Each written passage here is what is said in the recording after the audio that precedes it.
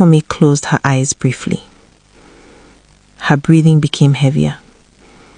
The voice spoke again. Call the next one. Fumi opened her eyes. Bring Kemi. Kemi entered quickly and already afraid. She had heard. The voice did not wait this time. Ask her about the letter. Fumi spoke immediately. Kemi, what letter? Kemi broke instantly. She fell to her knees. I am sorry. I am sorry. The room filled with murmurs. What letter? Someone demanded. Kemi was shaking. After Madame Titi died, I was given money to destroy a letter she wrote. Gasps filled the room. But I could not burn it, she continued. I was afraid. I hid it inside my sleeping mat. Bring it, Fumi whispered. Kemi ran out. Moments later, she returned with a folded paper. Old, worn. She handed it over with trembling hands. Balogun, who had been standing outside, was called in. He stepped into the room slowly. Fumi looked at him. Read it, she said softly. Balogun opened the letter. His hands began to shake as his eyes moved across the words. Then he read aloud. If something happens to me, it is not illness. I have been careful with what I eat, but I cannot be careful all the time. I am afraid of the woman in this house. I love my husband, but I am afraid. God forgive us all. Silence. Deep. Heavy. Balogun lowered the letter slowly. His face had changed. The voice spoke again. Ask him. Fumi looked at her husband. Did you notice anything before she died? Balogun's lips parted. For a moment, he said nothing. Then he spoke quietly. She told me she was afraid. The room held its breath. She said it once, very softly. I told her she was imagining things. His voice cracked. I told her my mother would never harm her. He looked down at the letter in his hand. I told her to rest. He closed his eyes. And in that moment, everyone understood. He had not missed the truth. He had seen it and chosen not to believe it. And now, it was too late. The room was silent. No one moved. No one spoke. Then the voice came again. Soft, calm, final. Now, bring her. Fumi's heart began to race. Her lips trembled. She already knew the name. She didn't want to say it, but she had no choice. Call Mama Balogun. Moments later, Mama Balogun entered. She walked slowly in, her back straight, her face calm. Her eyes moved around the room. She saw Mama Risi. She saw Kemi. She saw the letter lying on the floor.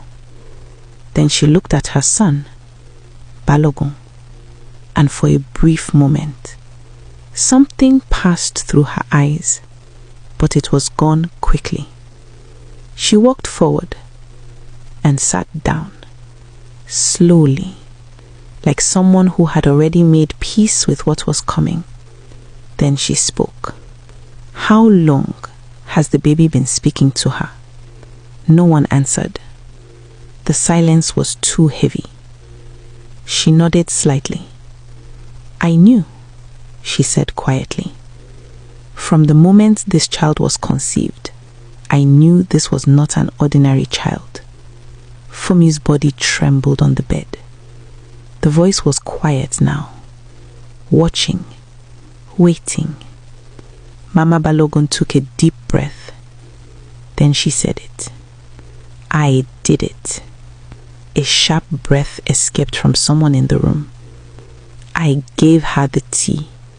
Titi. Her voice did not shake. Her face did not break. Titi was going to destroy this family. She was speaking to lawyers. She had found documents, business documents, things that would have put my son in prison. Balogun's head snapped up. His eyes widened. I did what a mother must do, she said firmly. I protected my child. The room was frozen. But then, the voice spoke again. Ask her, what documents? Funi's eyes opened slowly. What documents? She repeated weakly. For the first time, Mama Balogun hesitated. Just a little. That has nothing to do with... Ask her again, the voice said, calm, unmoving. Ask her whose documents they were. Fumi's breathing became heavier. Whose documents? She whispered. Balogun leaned forward. His voice was no longer strong. Mama, what documents? Mama Balogun looked at him, and this time, she did not look away. The love in her eyes was real, deep, painful, which made her next words even terrible. They were mine. Silence. I had another business, she continued slowly. Money was being moved, quietly. Titi discovered it when she was handling the accounts. Balogun's face went still. She was not trying to destroy you, she said. She was going to tell you to protect you, so you would not be dragged into it.